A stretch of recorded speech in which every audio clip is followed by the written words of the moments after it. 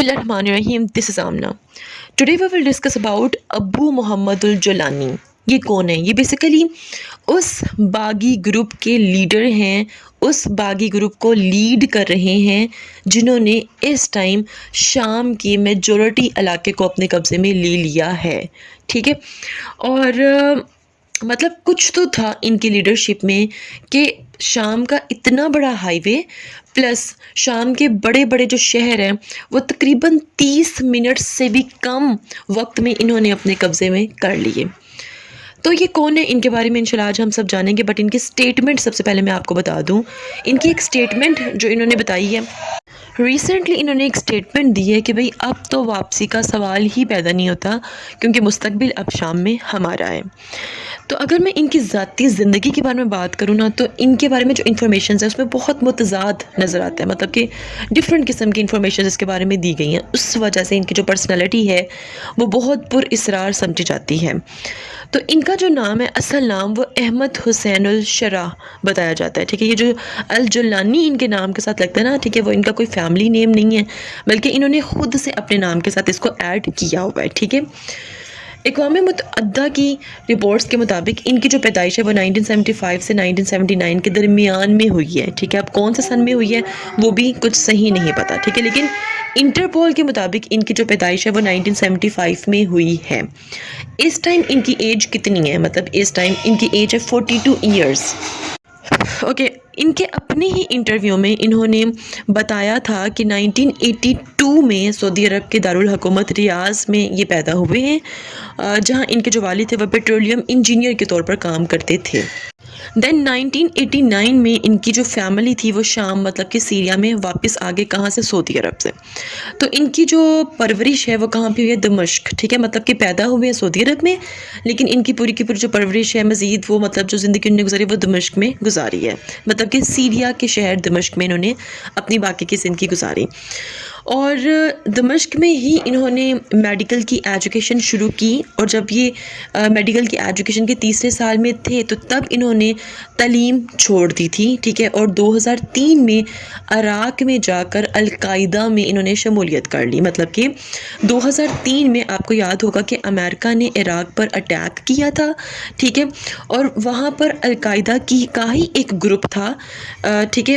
Iraq में, मतलब Iraq की वो ब्रांच थी अल-कायदा की. ठीक है. तो उसको जाके इन्होंने ज्वाइन किया. कब? 2003 में मतलब कि ज्वाइन किया. ठीक है. फिर उसके बाद इराक़ में अल-कायदा के रहनुमा अबू मासबुल ज़रक़ावी, ये उनका नाम था, वो उनके करीबी साथी बन गए. ठीक है. जब उन्होंने अल-कायदा को ज्वाइन किया, दैन फिर क्या हुआ कि 2005 में उनको जेल हो गई. ठीक है. क्योंकि ज़ाहिर बात है कि अमेरिका की हुकूमत आ गई, जिन्होंने पकड़ के इनको भी उठाकर जेल में डाल दिया. अब जेल में भी इनके बहुत से ताल्लुकात जो उनसे वो कायम होते रहे. ठीक है. और ये भी कहा जाता है कि हो सकता है कि जेल में अमेरिका के जो इंटेलिजेंस है उनके साथ भी इनके ताल्लुकात जो उनसे हैं वो बेहतर हुए थे. एंड आई डोंट नो उन्होंने क्या क्या काम करवाया, बट ये कहा जाता है. ठीक है. फिर 2006 में क्या हुआ है कि इनको रिहाई मिली है जेल से. और अर्ज़क़वावी की मौत के बाद, मतलब कि जो अल-कायदा के रहनुमा थे, ठीक है, उनकी मौत के बाद अल जुलानी जो हैं वो लबनान मुंतकिल हो गए थे. और जब वो लबनान मुंतकिल हुए हैं तो वहाँ पर जंदल शाम नामी एक अस्करी ग्रुप था, उसको इन्होंने क्या किया? ट्रेन किया.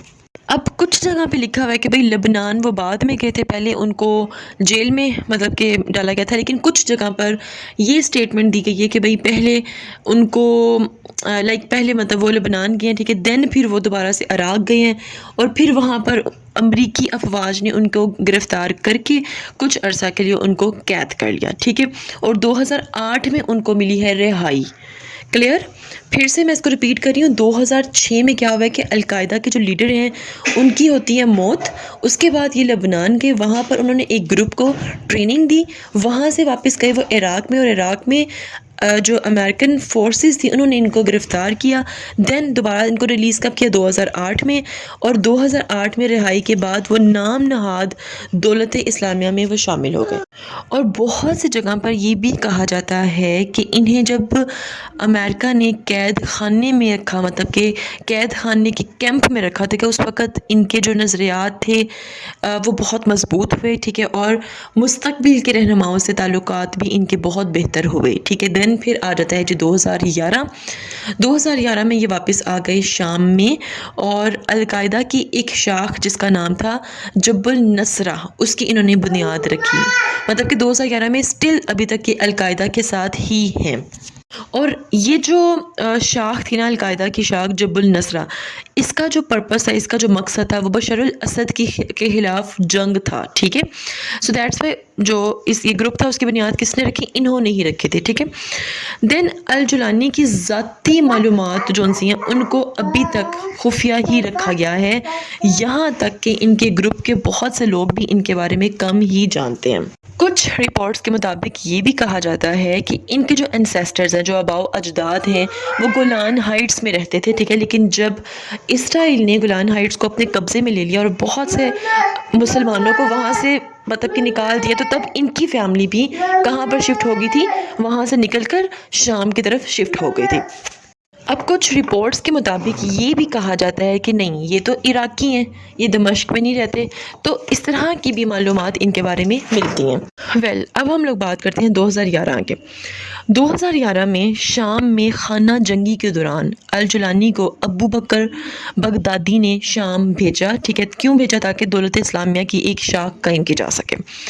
اچھا، اب جب وہ شام آ گئے ہیں، ٹھیک ہے، تو انہوں نے، میں نے آپ کو پہلے ہی بتایا تھا کہ انہوں نے آ کر 2012 میں جب النصرہ کے نام سے ایک آرگنائزیشن، ایک تنظیم جو وہ اس کی بنیاد رکھی.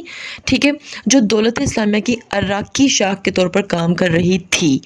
دین 2013 میں جب ابو البغدادی نے جب النصرہ اور دولت اسلامیہ کے انضمام کا اعلان کیا، الجولانی نے اس فیصلے کو مسترد کر دیا. ٹھیک ہے. مطلب کہ آفیشلی انہوں نے مطلب اعلان کیا تھا کہ بھائی ہم ایک ہیں. ٹھیک ہے. لیکن انہوں نے جب وائس نوٹ مطلب کہ میڈیا پر آ کر یہ جو جولانی تھے، انہوں نے میڈیا پر آ کر کہا کہ نہیں بھائی، میں ایسی کسی بھی آرگنائزیشن کے ساتھ نہیں ہوں. ٹھیک ہے. اور میرا فی الحال جو مزید جو نظریہ ہے، جو آئیڈیالوجی ہے، وہ یہ ہے کہ میں نے شام میں رہ کر کام کرنا ہے اور شام کی حکومت کے خلاف کام کرنا ہے. ٹھیک ہے. تو 2016 میں انہوں نے اعلان کیا کہ ان کا جو گروپ ہے وہ القاعدہ سے علیحدہ ہو گیا ہے، اور اس کا نام انہوں نے کیا رکھ لیا ہے؟ جبہہ فتح الشام رکھا ہے، مطلب کہ شام کی فتح. ٹھیک ہے. پھر 2017 میں حیات تحریر الشام کے نام سے ایک نیا اتحاد تشکیل دیا انہوں نے، جس میں دوسرے چھوٹے چھوٹے جو گروپس تھے وہ بھی انہوں نے شامل کیے. ٹھیک ہے. تو اس طرح یہ جو گروپ تھا ان کا وہ مضبوط ہوتا گیا. تو انہوں نے القاعدہ کب چھوڑا؟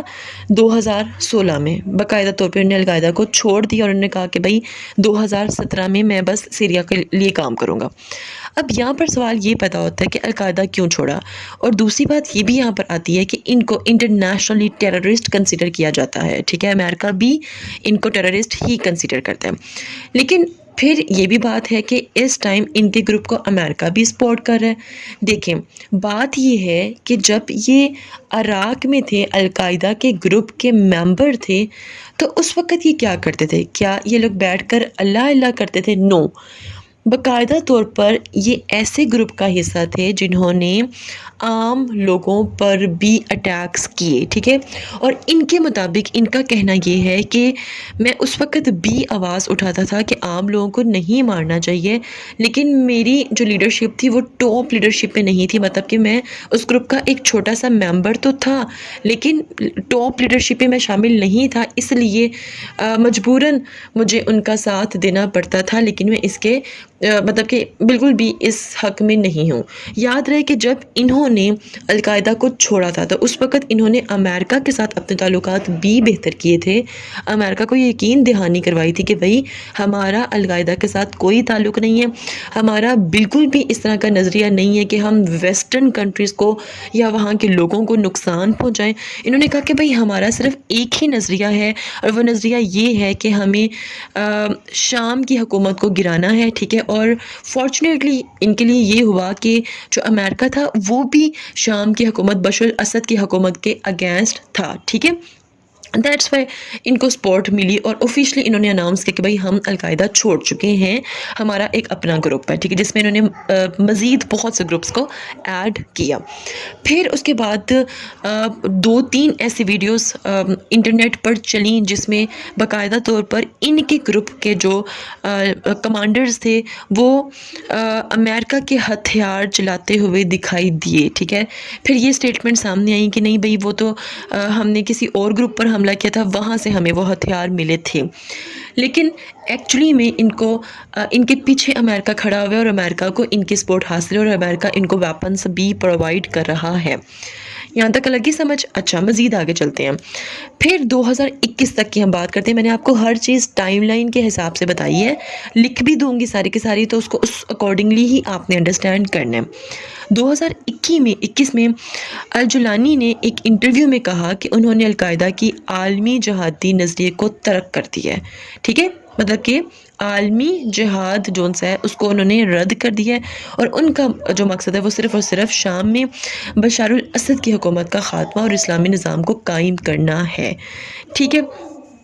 اچھا، اور انہی کے مطابق وہ القاعدہ کے ساتھ رہتے ہوئے بھی یورپی یا امریکی اہداف کو نشانہ بنانے کے خلاف تھے، اور کبھی بھی انہوں نے ایسا نہیں کیا ان کے مطابق۔ اب وہ ایسے سٹیٹمنٹس کیوں دے رہے ہیں؟ وہ ایسے سٹیٹمنٹس اس لیے دے رہے ہیں کیونکہ ان کا کہنا یہ ہے، ایکچولی میں وہ امریکہ کو یہ یقین دلانا چاہتے ہیں کہ ہم القاعدہ کا حصہ نہیں ہیں، ٹھیک ہے۔ اچھا، پھر اس کے علاوہ وہ کہتے ہیں کہ بھئی ہماری جو گروپ ہے حیات تحریر الشام، ٹھیک ہے، وہ کہتے ہیں کہ بھئی اس کو ایک دہشت گرد گروپ قرار دے دیا گیا ہے، اور کہتے ہیں کہ بھئی یہ ایک پولیٹیکل ڈیسیژن ہے جو کہ ایکچولی میں ہم اس کو مطلب کنسیڈر نہیں کرتے ہیں، ٹھیک ہے۔ اچھا، اس کے علاوہ میں آپ کو مزید آگے بتا دوں، اس پورے کی پوری جو مطلب کہ میں نے آپ کو انالیسس دیا ہے ان کے بارے میں، الجولانی کے بارے میں، ٹھیک ہے، آپ نے اس میں کیا دیکھا ہے کہ انہوں نے اپنی آئیڈیولوجی کو بتایا کہ بھائی انیشلی میری آئیڈیولوجی القاعدہ سے ایسوسیٹ تھی، ٹھیک ہے، لیکن اس کے بعد میں نے اپنی جو آئیڈیولوجی تھی وہ لوکل ایجنڈا کی طرف منتقل کر لی، مطلب کہ ریجنل ڈائنامکس ان سیریا، ٹھیک ہے۔ اس کے بعد انہوں نے الیپو کو بھی کنٹرول کیا، ٹھیک ہے، اور انہوں نے کہا کہ بھائی ان کے مطابق اور بہت سے کچھ آرٹیکلز کے مطابق بھی حیات تحریر الشام انہوں نے ایک اسلامک گورننس سسٹم الیپو پروونس میں اسٹیبلش کیا تھا، جہاں پہ انہوں نے کورٹس بنائے تھے، جہاں پہ انہوں نے پولیس فورسز بھی اپوائنٹ کی تھیں، ٹھیک ہے۔ اور الیپو جو ہے وہ ایک سگنیفیکنٹ سینٹر ہے اپوزیشن کا سیریا میں، کیونکہ وہاں پہ بیسیکلی اس کی جو ٹیریٹری ہے وہ ترکش بارڈر سے بھی ملتی ہے۔ مزید اگر بات کریں، ٹھیک ہے، تو الجولانی جو سے ہیں انہوں نے یہ بھی ڈیمونسٹریٹ کیا کہ بھئی ہم ایڈمنسٹریٹو کیپیبلٹیز بھی رکھتے ہیں، آپ ہمارے ریجن میں دیکھ سکتے ہیں، گورننس ہمارے ریجن میں نظر آئے گی، ٹھیک ہے۔ اور اس کے علاوہ ہم نے ڈیفرنٹ سسٹمز جو سے تھے وہ اسٹیبلش کیے ہوئے تھے، اکانومی کے لیے، ہیلتھ کے لیے، ایجوکیشن کے لیے، سیکیورٹی کے لیے، ٹھیک ہے۔ پلس انہوں نے یہ اسٹیٹ کیا کہ بھئی ہماری جو گورننس ہے، ٹھیک ہے، مطلب جتنا بھی کنٹرول ایریا ہمارے گروپ کے انڈر ہے وہاں پر اسلامک پرنسپلز ہی فالو ہوئے تھے اور اب بھی شام میں ہوں گے، اور ہم ISIS آئیڈیولوجی کے بالکل خلاف ہیں، ٹھیک ہے۔ مزید انہوں نے کہا کہ بھئی ہم پہ ایلیگیشن کا ابیوز مطلب کیا جاتا ہے، کہا جاتا ہے کہ بھئی ہم نے بہت زیادہ मतलब کہ انہوں نے یہ کہا کہ بھئی ہم پہ الزامات لگائے جاتے ہیں کہ ہم نے جو قیدی رکھے ہوئے ہیں، ٹھیک ہے، ہم نے ان کو ابیوز کیا ہے. تو وہ کہتے ہیں کہ بھئی ہم اس دعوے کو بالکل ڈینائی کرتے ہیں، اور ہیومن رائٹس آرگنائزیشن چاہے آ کر انسپیکٹ کر لیں، اور ہماری جو بھی پریزنز ہیں، ٹھیک ہے، وہاں پر آپ آ کر دیکھ سکتے ہیں کہ ہم نے ایسا کوئی بھی کام نہیں کیا. ٹھیک ہے. اور اس کے علاوہ انہوں نے یہ بھی بتایا کہ بھئی یو ایس گورنمنٹ جو سی ہے انہوں نے الجولانی کو ایک ٹیررسٹ کنسیڈر کیا ہوا ہے، اور $10 ملین کا ریوارڈ رکھا ہوا ہے کہ جو بھی انفارمیشن وغیرہ دے گا ان سے ریلیونٹ. ٹھیک ہے. تو اس طرح یہ ساری معلومات ان سے ریلیونٹ تھی. If you have any question, do write your question comment section below and hit the like and subscribe button if you haven't yet. ملتے ہیں نیکسٹ ہاٹ ایشو کے ساتھ. Until then مجھے اپنی دعا میں یاد رکھیے گا. Stay tuned and اللہ حافظ.